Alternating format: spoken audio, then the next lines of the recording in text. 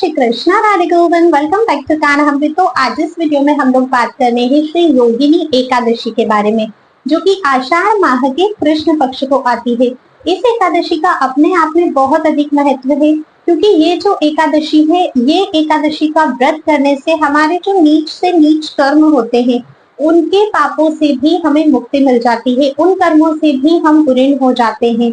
देखिए, वैसे तो हर एकादशी का व्रत अपने आप में बहुत ज्यादा इम्पोर्टेंट होता है, पर हम जो ये साल की 24 एकादशियां करते हैं, उन सभी का अपना अलग अलग महत्व होता है।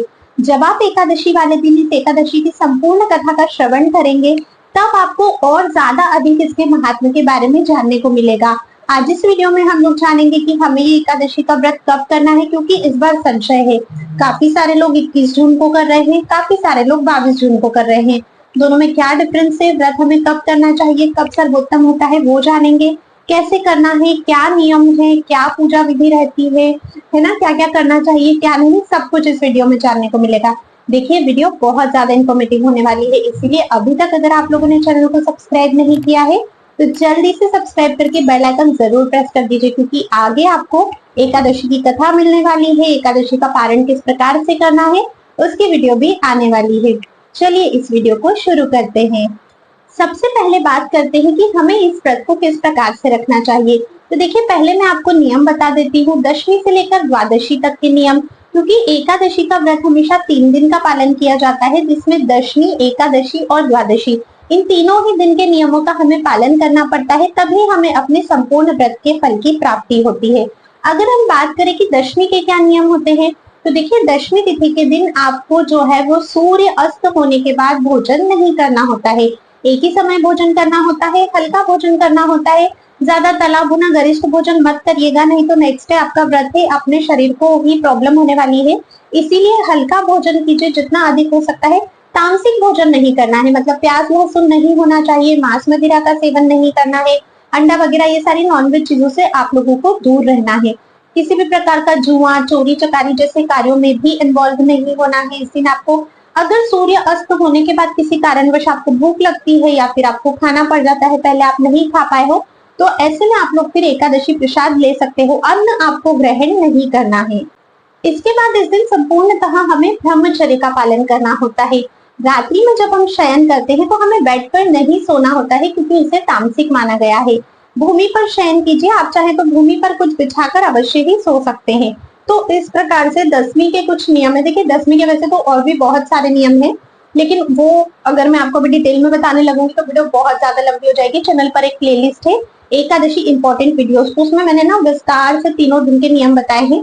आप व्रत करने से पहले एक बार उस वीडियो को जरूर चेकआउट कर लेना। कोशिश करूंगी कि प्लेलिस्ट का लिंक मैं आप लोगों को डिस्क्रिप्शन बॉक्स में भी दे सकूं। अब बारी आती है एकादशी के दिन की। तो देखिए, एकादशी का सबसे बड़ा और सबसे पहला नियम तो यही है कि हमें किसी भी स्थिति में अन्न ग्रहण नहीं करना है। ना हमें किसी और को अन्न देना है, ना ही स्वयं हमें अन्न ग्रहण करना है। इसके बाद आपको दिन में नहीं सोना होता है, दोपहर में सोने की मनाही है एकादशी के व्रत में। इससे आपके एकादशी व्रत का जो फल है वो नष्ट होता है। एकादशी के व्रत में दिन में ही नहीं, रात में भी सोने की मनाही है। शास्त्रों में कहा गया है कि एकादशी वाले दिन हमें रात्रि में जागरण करके भगवान का सुमिरन, चिंतन, भजन, नामों का जप, गुरु मंत्र का जप, माला, ये सारे कार्य करने चाहिए।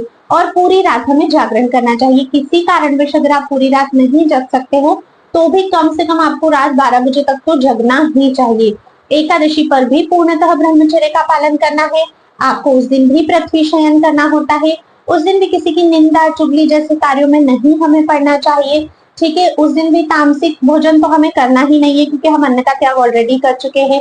किसी और को भी अन्न नहीं देने से मेरा मतलब है कि घर में भी जैसे और लोग हैं जो लोग एकादशी व्रत नहीं करते हैं, कोशिश करिए अगर वो अपना भोजन खुद बना सके, आप उन्हें बनाकर ना दो। पशु पक्षी, गौ माता, इनकी सेवा भी अगर आप करते हो, तो उन्हें भी आपको इस दिन अन्न नहीं देना चाहिए। इस तरह से कुछ नियम होते हैं एकादशी तिथि के। अब बात करते हैं द्वादशी। तो द्वादशी तिथि पर भी हमें एक समय भोजन करना चाहिए। द्वादशी के दिन हम अपने व्रत का पारण करते हैं। द्वादशी पर भी ब्रह्मचर्य का पालन होगा। तामसिक वस्तुओं का सेवन, प्याज लहसुन नहीं लेना है आप लोगों को, और इस दिन भी आपको भूमि पर शयन करना चाहिए। ठीक है, पारण कैसे करना है, उसकी संपूर्ण विधि का वीडियो किस चीज से करना है, वो मैं आपको अलग से दूंगी चैनल पर, जो आपको आगे मिल जाएगा, तो आप उसे चेकआउट जरूर करिएगा। तो ये थे कि संपूर्ण नियम, किन नियमों के साथ व्रत करना है। अब बात आती है कि व्रत किस प्रकार से करना है, जैसे कि कैसे कर सकते हैं, निर्जल कर सकते हैं, फलाहार कर सकते हैं, क्या करना चाहिए। तो देखिए, शास्त्रों के हिसाब से सर्वोत्तम होता है अगर आप लोग निर्जल व्रत करते हो। ठीक है, निर्जल नहीं होता है तो जल पी के कर सकते हो, जल पी के नहीं हो सकता है तो दूध या फल आप ग्रहण कर सकते हो। सफल भी अगर आप लोग नहीं कर सकते हो तो फिर आप एकादशी प्रसाद ले सकते हो। देखो, एकादशी प्रसाद में वैसे तो बहुत सारी चीजें आती हैं, लेकिन बहुत सारी चीजें नहीं भी आती है। हमें ये व्रत करने से पहले पता होना चाहिए कि हमारे एकादशी व्रत को कौन सी चीज है जो बनाए रखती है और कौन सी चीज है जो खंडित करती है। आप प्लेलिस्ट जब चेक करोगे उसमें आपको संपूर्णतः मिल जाएगा क्या खाना चाहिए और क्या नहीं खाना चाहिए। कोई भी एक आध चीज ऐसी खाकर प्लीज अपने व्रत को खंडित मत कीजिए, क्योंकि मैंने देखा है आजकल लोग पता नहीं उपवास के नाम पर, फल के नाम पर क्या क्या चीजें खाते हैं। तो आप प्लीज एक बार वो वीडियो जरूर देखिएगा कि आपको क्या खाना चाहिए क्या नहीं खाना चाहिए, क्योंकि ये तो कोई भी नहीं चाहेगा ना कि उसका व्रत जो है वो खंडित हो जाए।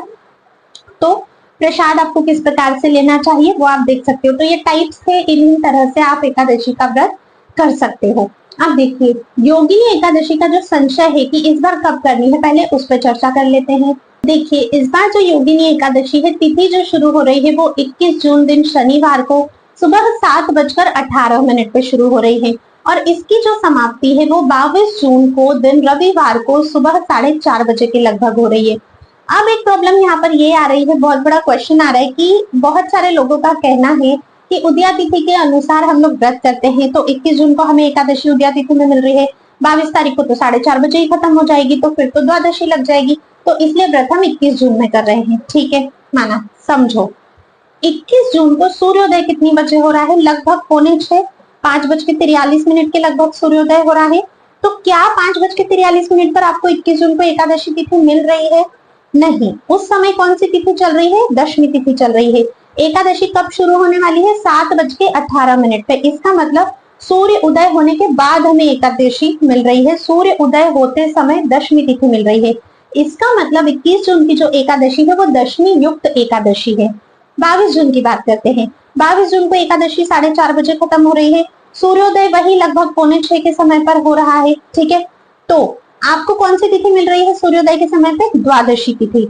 एकादशी तो क्योंकि 4:30 खत्म हो जाएगी, लेकिन निर्णय अब हम किस प्रकार से करेंगे। तो देखिए, ब्रह्म वैवर्त पुराण में, श्रीमद् भागवत में, निर्णय सिंधु में, सभी में कहा गया है कि प्राणी मात्र को दशमी विद्या एकादशी का त्याज्य करना चाहिए और द्वादशी युक्त एकादशी का ही हमेशा उन्हें जो है वो सम्मान करना चाहिए। अगर आपने मेरी पिछली वीडियोस भी देखी है, आप मुझे पहले से फॉलो कर रहे हैं, तो आपको ये बात पता होगी कि हमें द्वादशी प्रधान एकादशी करनी चाहिए, दशमी युक्त एकादशी कभी नहीं करना चाहिए, उसे खंडित माना जाता है। प्लेलिस्ट में एक वीडियो मैंने ये भी बनाई है, आप चेक करना एकादशी प्लेलिस्ट में, उसमें एक वीडियो ये भी है कि दशमी युक्त एकादशी करने से हमारे साथ क्या क्या हो सकता है। आपको पता है माता गांधारी ने भी दशमी युक्त एकादशी करी थी, संपूर्ण कुल का विनाश हो गया था। तो हमें कभी भी दशमी युक्त एकादशी नहीं करनी चाहिए, हमेशा द्वादशी युक्त एकादशी करें। इसीलिए 22 जून को इस बार योगिनी एकादशी का व्रत रखना सर्वोत्तम होगा। 22 जून दिन रविवार के दिन, व्रत का पारण हम लोग अगले दिन करेंगे 23 जून सोमवार को।